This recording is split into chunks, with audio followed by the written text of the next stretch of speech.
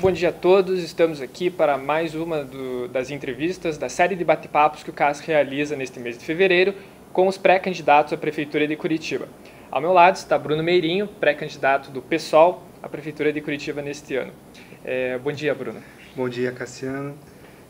Quero cumprimentar a todos que acompanham essa entrevista, agradecer pela atenção e agradecer pelo convite e a oportunidade de nós podermos expressar as nossas ideias nesse momento de pré-campanha, em que a cidade já entra em discussão, entra em debate, né, e a gente parabeniza a iniciativa do Centro Acadêmico CIMAS de realizar essa atividade.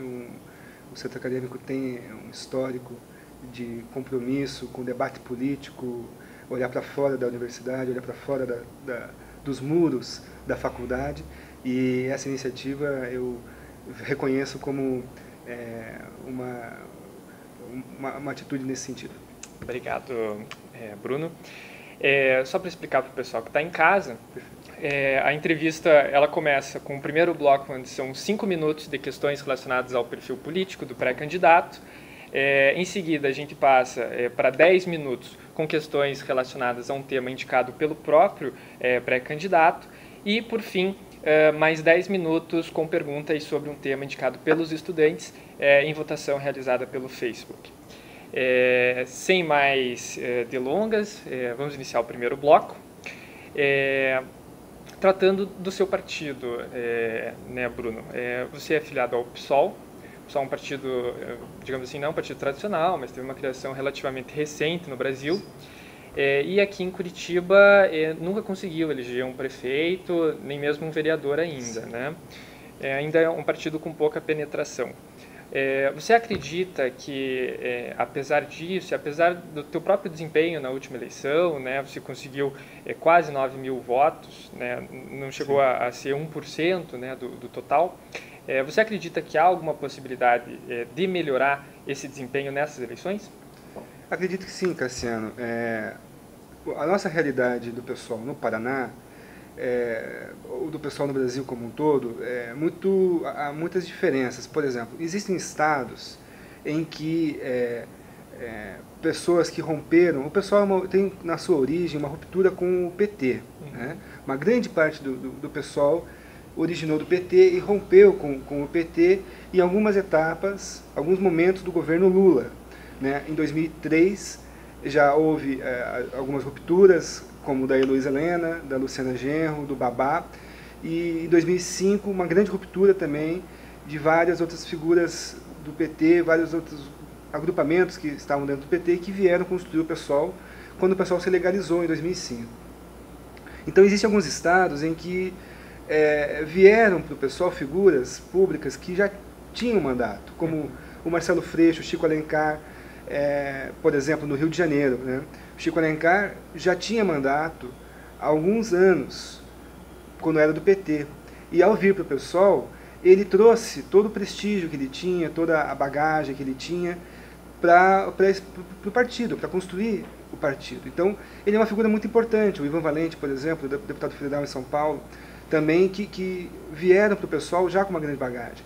No Paraná, o PSOL está sendo construído totalmente pela base.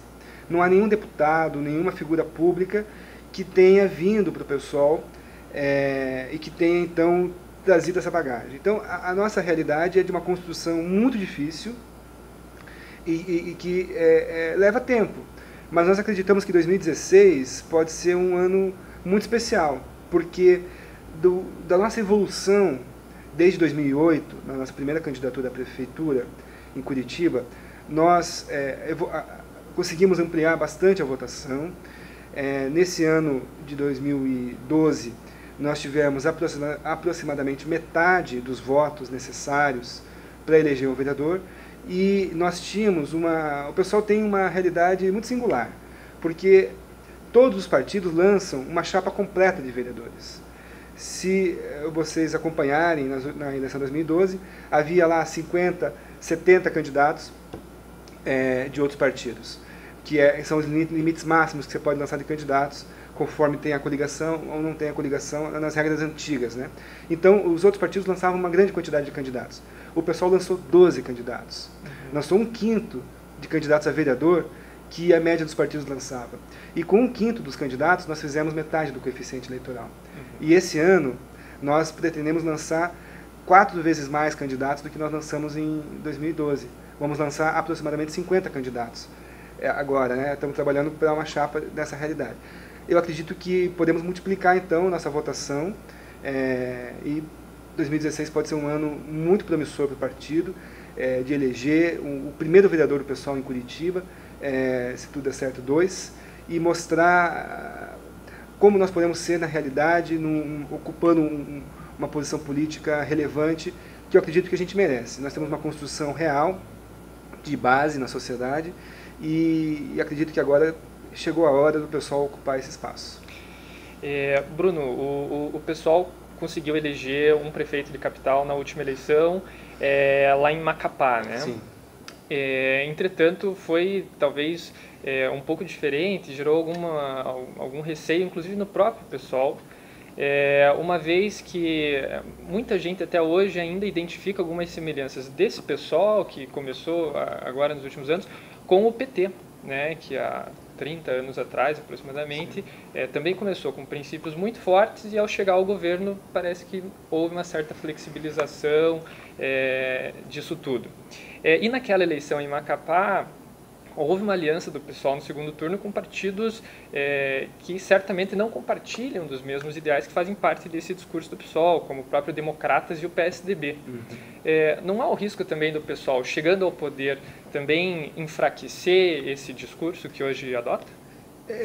Primeiro, né, Cassiano, eu não reconheço que houve uma aliança no segundo turno, porque o segundo turno, em Macapá, ou em qualquer cidade, em qualquer eleição, o segundo turno é uma realidade totalmente distinta do primeiro turno.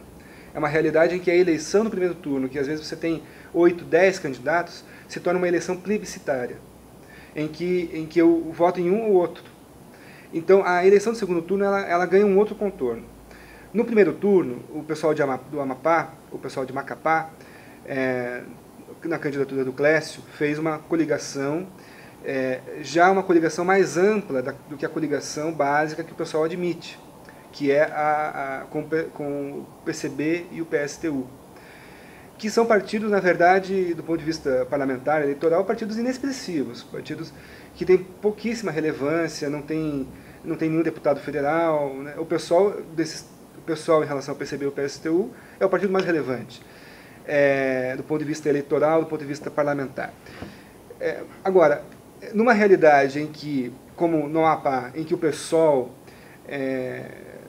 ocupa um espaço de disputa real do poder, o PSOL procurou um arco de alianças mais amplo, que eu acredito que faz parte da avaliação local de cada cidade, de cada estado, identificar a sua aliança. A aliança de Macapá foi aprovada pela direção nacional, de modo que não foi irregular.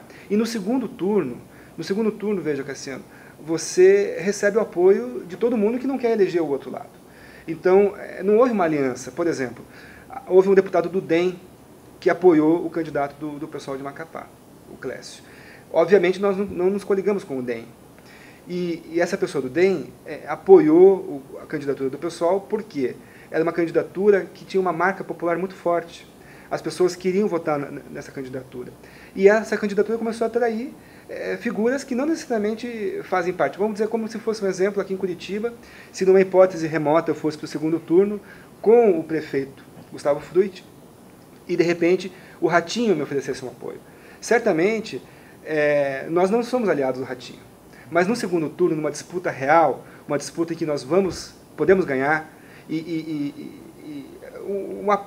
todo apoio é bem-vindo. E certamente os apoios que o prefeito recebeu lá foram muito importantes, tanto é que ele ganhou. E ele não se comprometeu, ele não ficou dando secretaria para o DEM, para esses partidos do segundo turno. O compromisso do governo foi do arco de aliança do primeiro turno. Esses apoios foram apoios de uma realidade de segundo turno que é uma realidade muito singular. Então eu não concordo que o pessoal simplesmente vai se transformar no PT, porque nós justamente viemos da experiência do PT. E essa experiência nos preparou para termos uma militância diferenciada.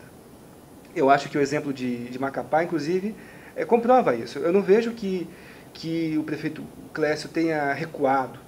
Pelo contrário, ele fez transformações muito importantes numa cidade, numa região que é esquecida da, vamos dizer assim, da discussão política central. A discussão política central se pauta em São Paulo, Rio de Janeiro, Minas Gerais, de repente um pouco no Rio Grande do Sul, de repente um pouco no Nordeste, mas o Norte é totalmente esquecido, Amazonas, Amapá, há uma ignorância completa do conhecimento do resto do Brasil em relação a essa região.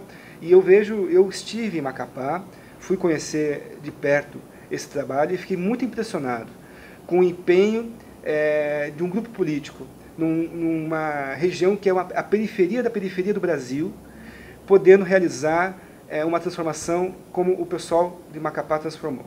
Em virtude das disputas internas, o pessoal é um partido com muitas disputas internas, porque é um partido muito democrático e admite muitas diferenças internas. Houve grandes divergências com o Clécio e, inclusive, um grupo do pessoal do Amapá acabou saindo do pessoal, está construindo a rede, enfim, construindo outras iniciativas. Acho que é um erro quando o partido coloca suas divergências a tal ponto que obriga uma parte do partido a sair por motivos que não fundamentam a saída deles. Eu acho que eles não deveriam ter saído, fazem parte do pessoal e estão fazendo um trabalho muito importante em Macapá. Então eu vejo que tanto o exemplo de Macapá como o exemplo de Itaocara, que o pessoal também ganhou a eleição, uma cidade do interior do Rio de Janeiro, são exemplos que mostram que o pessoal pode fazer diferente quando chega numa posição mais relevante de poder.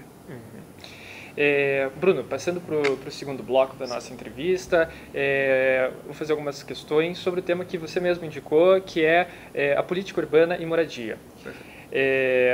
Você tem adotado uma postura bastante eloquente em relação a esse tema e tem sido bastante crítico do que vem ocorrendo nos últimos anos em Curitiba, né? Na sua coluna na Gazeta do Povo, você escreveu no final do ano, inclusive, que os governos ultimamente vem adotando uma política habitacional estritamente econômica, né? E só para te citar aqui, você falou que consiste essa política em constituir determinado número de moradias de menor tamanho, de pior qualidade, na pior localização e com a maior lucratividade possíveis. Você acredita que o que gerou essa política é mais uma falta de boa vontade política ou é má fé? Pode ser uma combinação das duas coisas, porque é preciso ter muita coragem para enfrentar a realidade da cidade na hora que você vai fazer uma política social. Tem que ter muita coragem.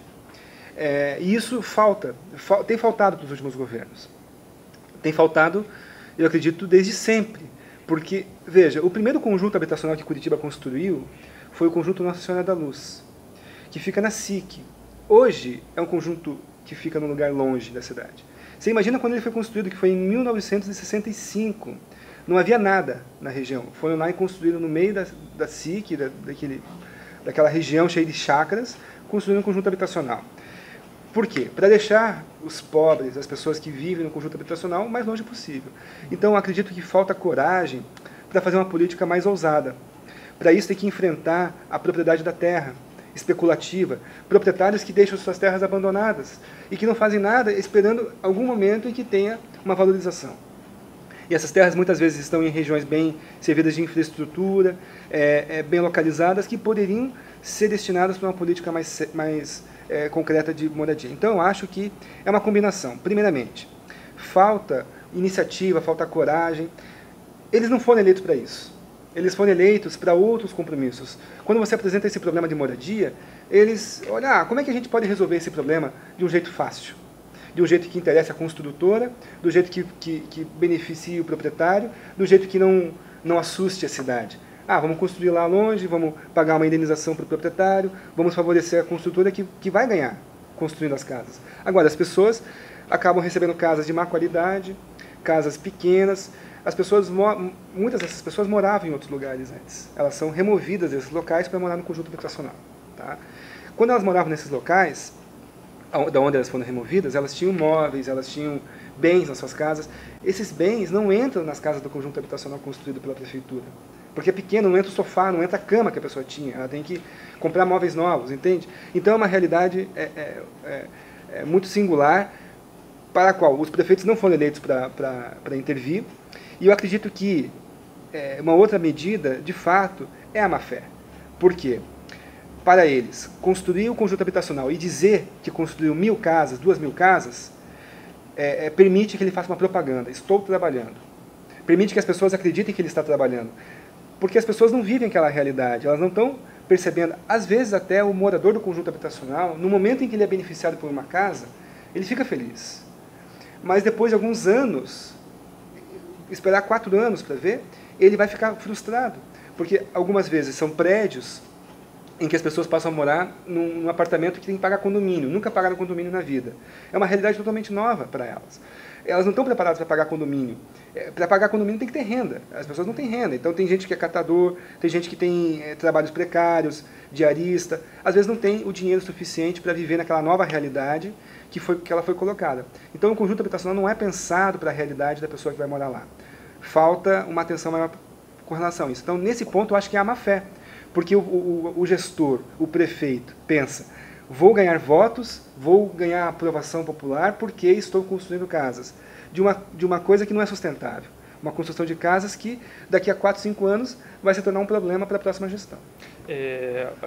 A Prefeitura tem realmente anunciado alguns ganhos, alguns avanços na construção de moradias, mas também tem comemorado muito o fato, já que aconteceu no passado, da regularização fundiária de 3 comunidades que há anos lutavam por isso, que era Chapinhal, 23 de agosto, e a Vila Campo Cerrado. Né? Segundo a Prefeitura, são quase 3.000 famílias beneficiadas, juntando essas 3 comunidades. O senhor acredita realmente que a atual gestão da Prefeitura tem feito avanços? Esses avanços são, digamos assim, dão algum alento para a gente pensar em algo melhor para o futuro? Não acredito, Cassiano. Infelizmente, a atual gestão, ela pode ser resumida numa palavra. Inoperante. A atual gestão mente. Essa história é uma mentira. Eu desafio qualquer pessoa que esteja assistindo, vocês membros do CAS, a irmos lá e ver se alguma dessas 3.000 pessoas tem documento da regularização fundiária. A Prefeitura disse que regularizou 3.000 famílias. O que é regularizar? Houve uma época em Curitiba que houve muitas ocupações de terras. Curitiba recebeu uma migração impressionante nos anos 70 e 80 em virtude do êxodo rural do Paraná, da migração de pessoas do interior para a cidade, em virtude de uma mudança na política agrária, que no Paraná havia o café, havia uma política de monocultura do café combinada com outras culturas diversas, e essa monocultura foi substituída pela monocultura da soja, intensiva em máquinas, que não precisam das pessoas que trabalhavam no café. O café é intensivo em mão de obra, a soja é intensiva em máquinas. Então essas pessoas ficaram desempregadas e vieram para as cidades. Uma grande parte delas veio para Curitiba, chegou em Curitiba, Curitiba chegou a ter, nos anos 60, por exemplo, 400 mil habitantes. Em 80 tinha 1 milhão de habitantes. Mais que dobrou em menos de 20 anos. Então, essa realidade, quer dizer, uma migração de muita gente, chegava na cidade e não tinha terreno para ela morar, não tinha casa para ela morar, elas ocupavam grandes terrenos. Isso se tornou uma realidade social impossível de ser enfrentada. A Prefeitura simplesmente deixou acontecer, porque não tinha como enfrentar. Eram proprietários rurais de terras na cidade que não iam mais fazer nenhuma atividade naquelas terras deles. Havia uma transformação da cidade que não tinha como ser enfrentada, então essas pessoas ocuparam esses terrenos, e esses terrenos então são áreas irregulares, porque elas não têm documento de propriedade das suas casas. Muito embora elas tenham construído as ruas, as casas onde elas moram, tenham construído tudo que existe na vila, né, as vilas que existem em Curitiba, mas elas não têm o documento de propriedade. Então é uma área irregular nesse sentido. Não é uma área, vamos dizer assim, criminosa, é uma área apenas que está fora do mapa, fora da legalidade dos documentos. Curitiba tem aproximadamente 80 mil famílias nessa realidade. Isso dá aproximadamente 300 mil pessoas que vivem, ou seja, quase 20% da cidade vive na cidade ilegal. Então é preciso haver uma política de regularização fundiária que não existe há muitos anos. Talvez nunca tenha existido. Pode-se dizer que existiu alguma coisa nos anos 80, porque você encontra, de fato, famílias que foram legalizadas, que receberam títulos de propriedade nos anos 80. Mas recentemente não se tem conhecimento disso. E essas 3 mil pessoas que eles dizem não receberam documento de propriedade. A reportagem oficial da prefeitura é omissa em dizer o que aconteceu com os documentos. Existe uma única reportagem de todos os veículos de comunicação de Curitiba que investigou isso, que foi a reportagem da Band News. E a prefeitura disse: os documentos serão entregues em março deste ano agora. Ou seja, não foi entregue nenhum documento, então não foi regularizado. E vamos aguardar para ver se em março serão entregues esses documentos. Ou se em março o Fruit chegará no Chapinhal e vai dizer o seguinte: teve um problema de cartório, não vou poder entregar agora, mas eu entrego em dezembro, votem em mim. Então eu vejo que a realidade da regularização fundiária que você mencionou é o maior crime que a cidade faz com essas pessoas, é não ter uma política de regularização fundiária. E ainda por cima fica criando expectativas falsas, dizendo que está regularizando uma coisa que não está. Nós temos... existe um movimento na cidade que é a Aliança pela Legalização das Moradias. É um movimento que reúne associações de moradores de várias partes da cidade e que tem discutido muito seriamente a regularização fundiária. Esse movimento fez uma reivindicação no ano passado, uma manifestação pública, foi à frente da prefeitura, e a prefeitura criou um grupo de trabalho para discutir com esse movimento a regularização fundiária da cidade. Eu faço parte desse grupo de trabalho, esse grupo de trabalho se reúne desde agosto do ano passado, e eu posso dizer que, daquilo que a gente vê nesse grupo de trabalho, nessa discussão que é feita diretamente com a prefeitura sobre o tema da regularização fundiária, as coisas estão paradas, elas estão começando do zero. Não existe nenhum tipo de acúmulo na prefeitura, de conhecimento na prefeitura de como fazer a regularização fundiária. Nós esperamos que o GT, que o grupo de trabalho, e torcemos que a prefeitura faça alguma coisa nessa área. Não estamos torcendo contra. Agora, é uma realidade. Não existem ações concretas nesse tema. Bom, passando agora para o terceiro bloco de perguntas, Bruno, sobre o transporte público. Eu sei que é um tema que também te interessa bastante. E, assim, você tem criticado bastante também a questão dos ônibus, né, o contrato que foi assinado com as empresas do transporte público.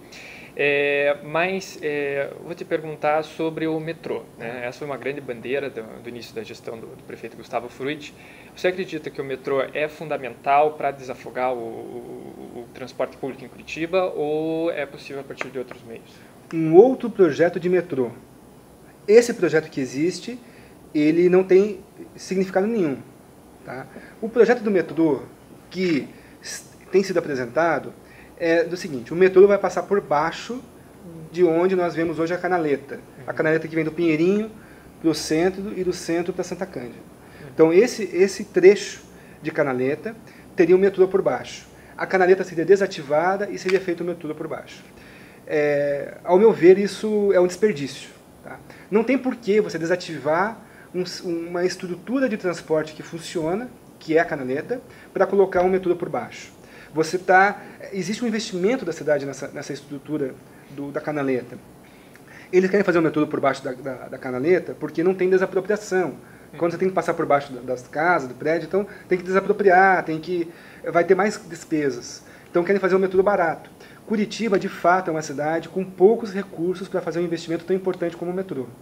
Então, o metrô, a princípio, é inviável em Curitiba. Tanto é que o prefeito que prometeu e falou, está deixando quieto o assunto do metrô. E nas eleições desse ano, eu acredito que dificilmente os candidatos vão se comprometer com o metrô.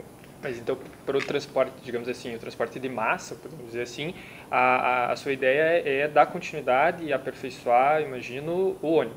O ônibus, veja, o que acontece é o seguinte: a canaleta que vem do Pinheirinho, ela tem um problema, porque as pessoas que não moram no Pinheirinho, que moram em bairros anexos, pegam o alimentador, vão para o terminal do Pinheirinho e pegam o ônibus do Pinheirinho. Então isso está sobrecarregado.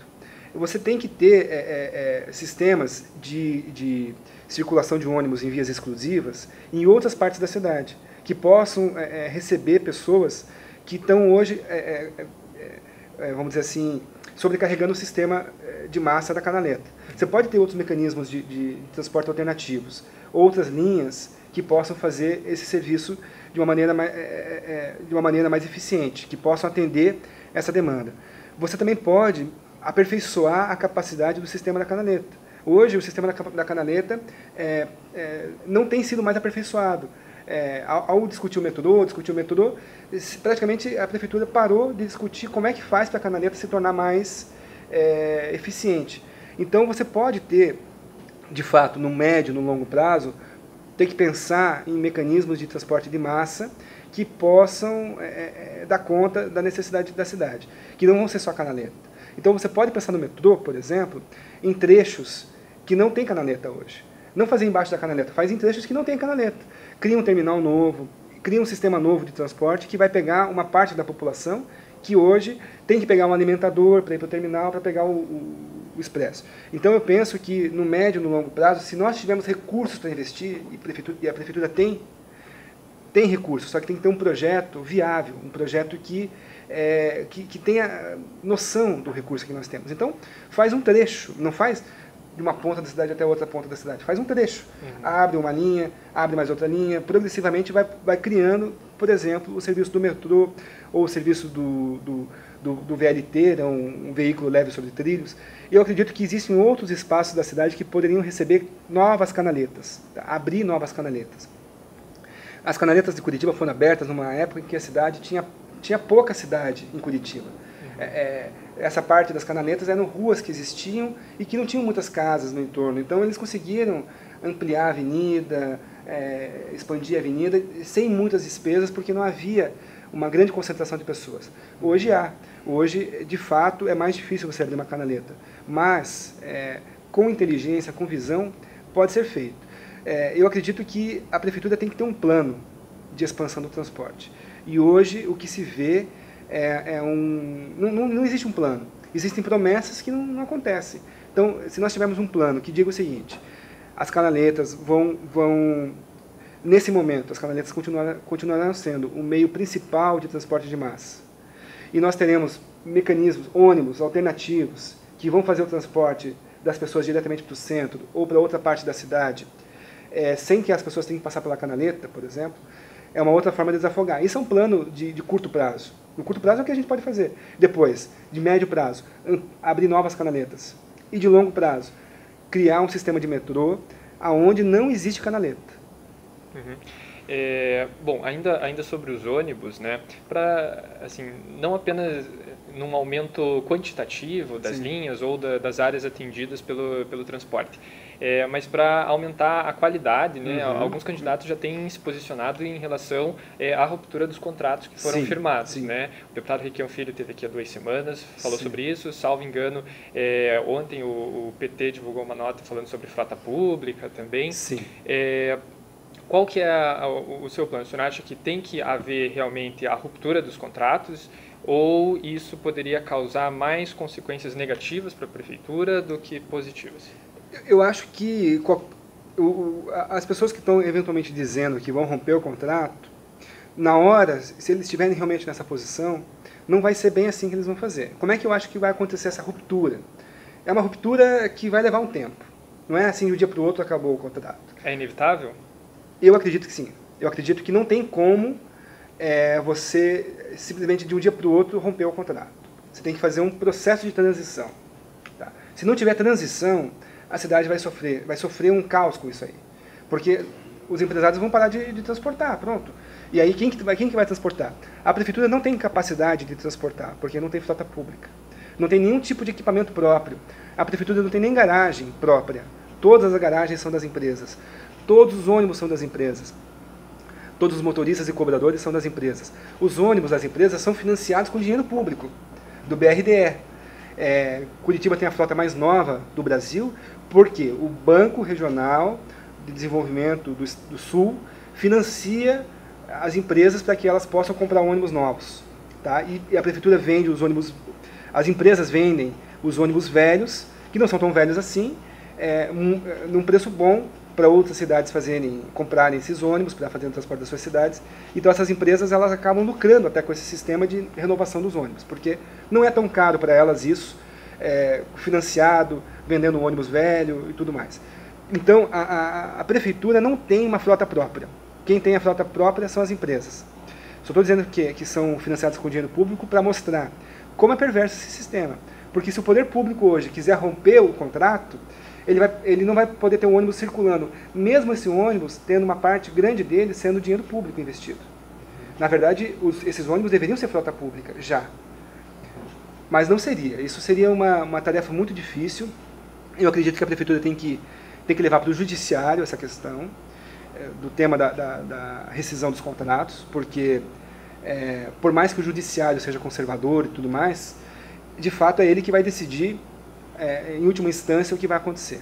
Se a gente vai lá e rompe o contrato sem estar combinado com o Judiciário depois reverte a decisão que nós tomamos, administrativa, e vai ser muito pior para a cidade vai ter que pagar multa, vai ter que pagar indenização e tudo mais. Então eu acredito que tem que ser um processo de transição. O que tem que ser feito? Tem que ser cobrada a qualidade, com certeza, tem que haver uma incidência nas empresas para que elas não fiquem aumentando a tarifa, propondo um aumento da tarifa indiscriminado. Para isso tem que ter uma auditoria, tem que ter um estudo tecnológico que comprove o custo efetivo da circulação dos ônibus, porque hoje, quem diz quanto custa circular um ônibus é a própria empresa. A Prefeitura não tem um sistema independente, sério, de investigar isso. Eu acredito que teria que criar uma comissão técnica que avaliasse os custos efetivos da circulação do transporte. Isso custa, mas hoje a Prefeitura arrecada muito dinheiro com o transporte, com as tarifas. Para você ter uma ideia, o que você arrecada com as tarifas corresponde aproximadamente a 1/5 de tudo que a Prefeitura arrecada. Ou seja, 20% de tudo que a Prefeitura arrecada é com o sistema de transporte.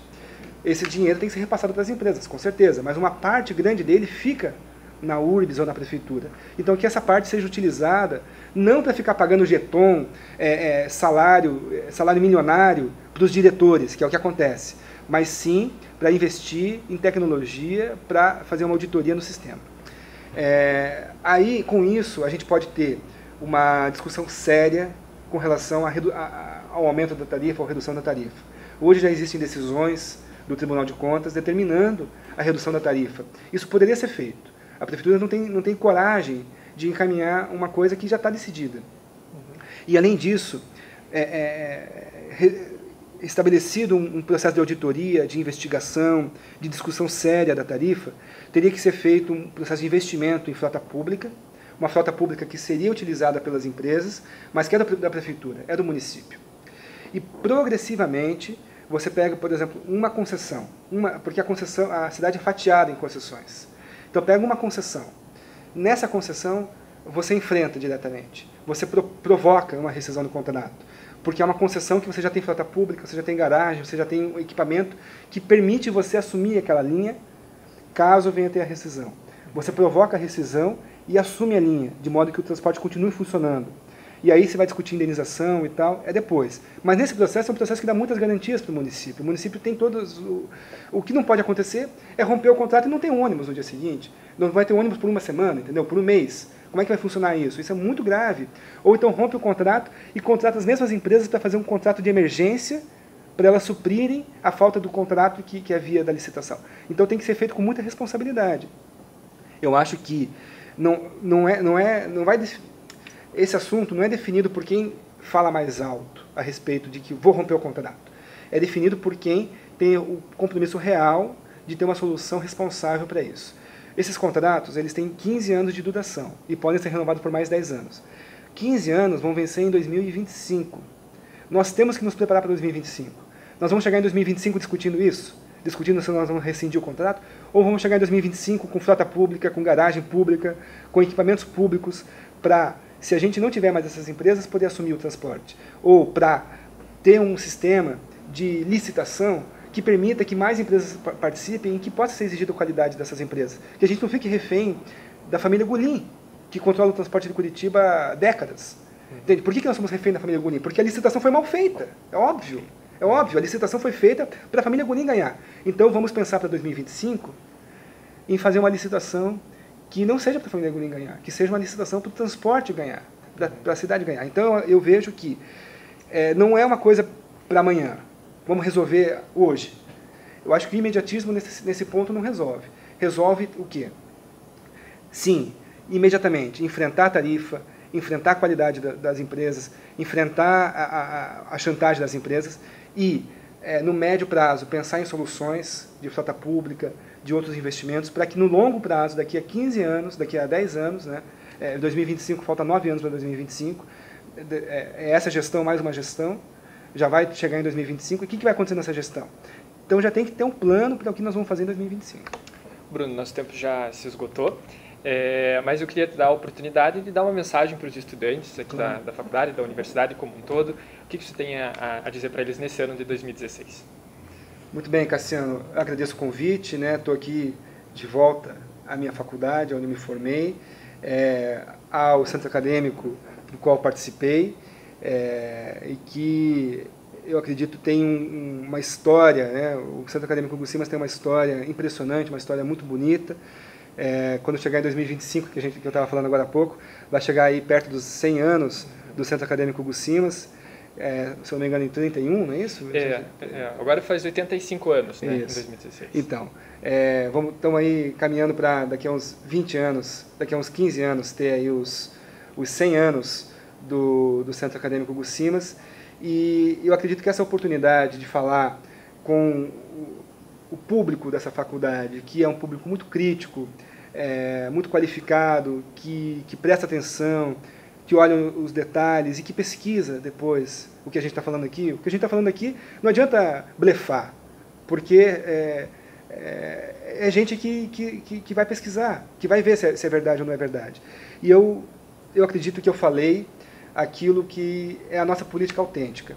O Partido Socialismo e Liberdade tem uma proposta para a cidade: transformar a cidade, romper com as catracas da cidade, que foi a nossa primeira campanha, Cidade Sem Catracas, enfrentar todas os vícios da política tradicional das famílias. Nós somos reféns de famílias da política. Os candidatos que a gente está mencionando aqui, metade deles é candidato porque o pai é alguma coisa, é candidato porque é filho. Eu acho que a gente tem que mudar isso aí. Isso é uma herança aristocrática, uma herança, faz parte ainda de um ranço da política que vem desde a monarquia, que somos filiocráticos, somos familiocráticos. Então, acredito que uma mudança na política passa por ter a participação direta das pessoas, sem depender de sobrenome.